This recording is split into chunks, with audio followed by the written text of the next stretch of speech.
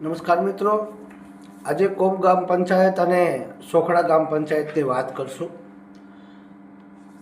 કોમ ગામ પંચાયતની અંદર જે બોડીમાં બેઠેલા ચાલુ સરપંચ હોય કે પછી ન્યાય સમિતિના ચેરમેન હોય, જેનું કામ કઈ રીતે કામગીરી કરવાની આવે એ આજ 5 વર્ષ સુધી લોકો પૂછીને થાકી ગયા, પણ આજ સુધી કોઈ પણ વસ્તુનો પંચાયતની અંદર શું કામગીરી થઈ, શું કામગીરી થવાની હતી, 5 વર્ષનો હિસાબ માંગવા માટે થઈને લોકો ઉત્સાહ થઈ રહ્યા છે. ગામ સભાઓની અંદર, પંચાયતની અંદર, કોક ગામ પંચાયતની અંદર પણ હું પણ ઘણીવાર સામેલ થયેલો છે. પણ જે વસ્તુના કામ થવા જોઈએ, જે ઠરાવ કરેલા હતા, એ ઠરાવની અંદર ક્યાંય પણ આ પંચાયત ખરી ઉતરી નથી.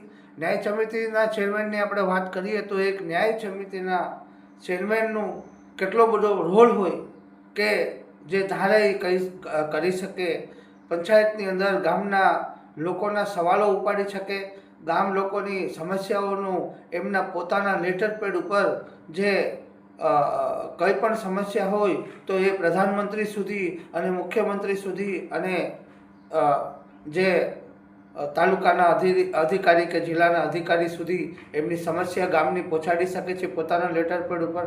તો ન્યાય સમિતિના ચેરમેનની પણ આમાં કોઈ રોલ નથી.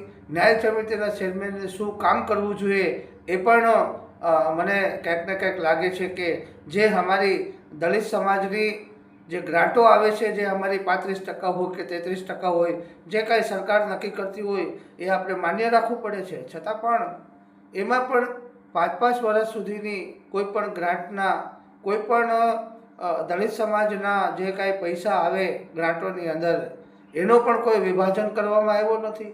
એની અંદર પણ કોઈ પૈસો આવ્યો નથી. આજ સુધી કોઈ હિસાબ નથી આપ્યો. લોકોને ભ્રમિત કરી અને લોકોની સાથે ષડયંત્ર કરવાનું જ કામ કર્યું છે આ પંચાયતે. કોક પંચાયતની અંદર ઘણો બધો રેકોર્ડ એકદમ ખરાબ છે. કારણ કે મેં બારીક નજરથી, ઝીણી નજરથી પંચાયતની અંદર હું કમસે કમ 5 થી 6 વર્ષથી નજર રાખીને બેઠો છું. જ્યારથી આમ આદમી પાર્ટી 2019થી 20થી જ્યારથી પંચાયત અને ગુજરાતની અંદર જે કામ કરી રહી છે, એની અંદર હું પણ એક કોક ગામની અંદર જે કાંઈ આ તાલુકાની અંદર, કોડીનાર તાલુકાની અંદર જે ગામડાઓની અંદર જે ગ્રાન્ટોના જે દુરુપયોગ કરી અને આ બધા લોકો હળી મળીને જે કાંઈ કરે છે, આની આખી એક આજના આ વિડીયોની અંદર હું તમને એક વાખ્યા કરી અને આમનું